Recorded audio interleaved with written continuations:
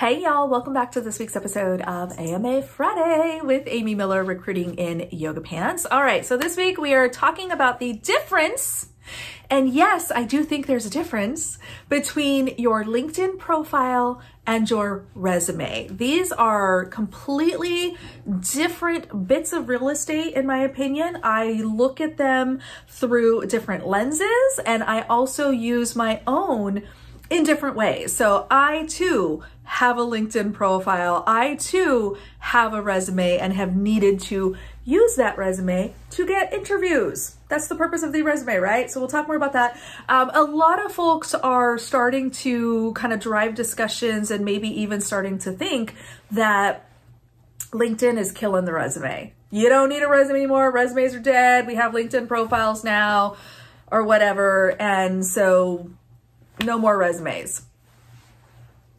I mean, maybe. Is your profile that good? I'm just saying, there's a bunch of caveats here to be thinking about. For me, no, I wouldn't personally trust my LinkedIn profile to get it done. If I was an active job seeker, and I have a pretty decent profile, I think, but in spite of that, I still would want to have a resume in certain circumstances, and we are going to unpack that today. So let's start with the LinkedIn profile. For me personally, I use my LinkedIn profile for two distinct purposes. So there's some overlap there, but I do have kind of two end games in mind, if that makes sense. Number one, I'm looking at this as an attractor of people who could come work at my company. I want people to find recruiter at company, recruiter looking for certain kinds of talent. I want people who could fill the jobs that I'm posting to be able to find me and hopefully find me welcoming and engaging and someone that they would be comfortable reaching out to. I want active job seekers who could fill my open roles to come and talk to me and to find me. So that's a big thing for me. I want to make it very, very clear that I am here evangelizing and advertising for my hiring managers and my company's open roles. And I've done this pretty consistently everywhere I've worked, okay? Another thing you'll notice if you look at my LinkedIn profile, when I have in my like about section or like my work history section on LinkedIn, I actually talk about the company. I talk about the roles that I filled, the work that I've done. It is, again, more of a commercial for the places I've been and what I've worked on. It's not necessarily about me. I don't necessarily have like that laundry list of accomplishments or, God forbid, job duties. That's terrible. We'll get to that. But I want it to kind of be an attractor of like, oh, hey, Amy's hiring data scientists. Yeah, I could get down on that. And then they call me, right? That's the goal. The second audience member that I'm hoping to attract through my LinkedIn profile is, of course, my beloved job seeking community. So people who may never work for my company. I work for a company that most people have heard of. Okay. And that comes with a fair amount of feedback, shall we say, from people on the internet. Not always good. It's all right. But it's interesting. Anyway, enough about that.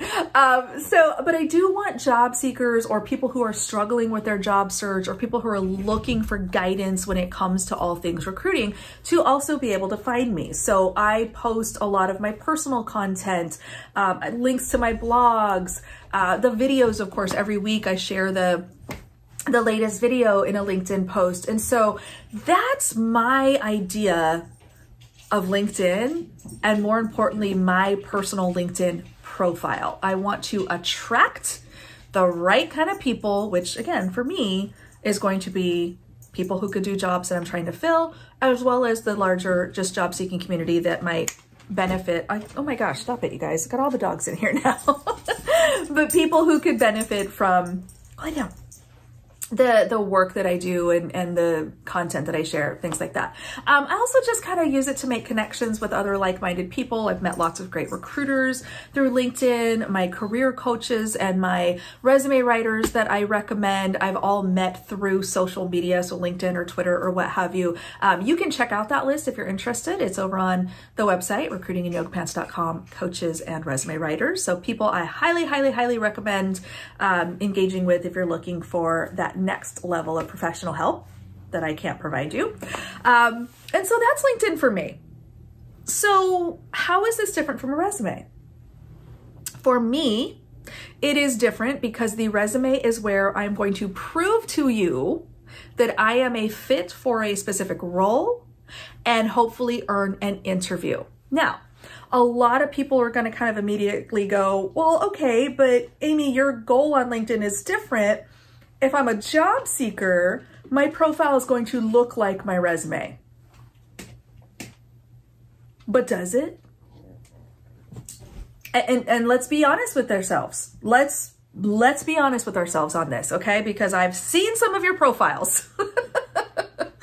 And I think there's a better way to leverage that real estate. So here is my guidance to you. First of all, I do still think that your LinkedIn profile, even as a job seeker, should function as an attractor.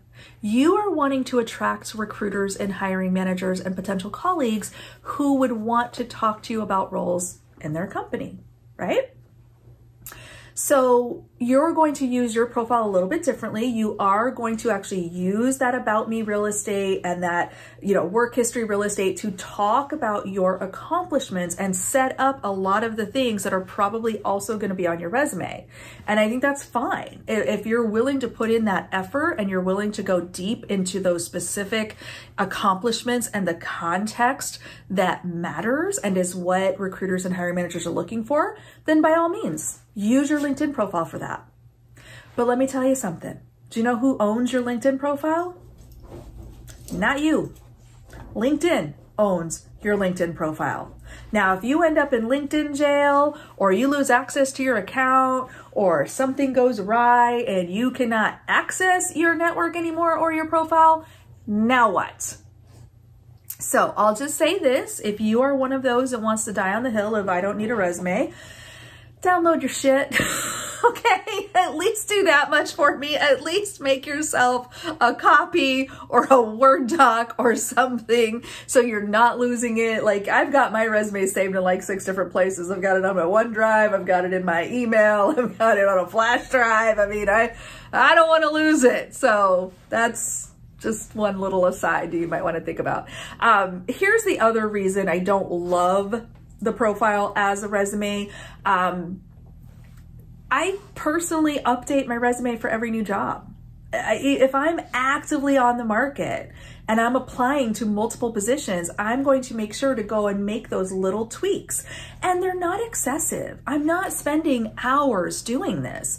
I'm starting with my primary resume, right? Which maybe that's what my LinkedIn profile would be. And I'm editing it and I'm formatting it and I'm kind of making it right for that job post. And then I'm going to make a few tweaks for that job post. And then I'm going to maybe change my title from recruiter to talent acquisition specialist for that post, right? You see where I'm going with this?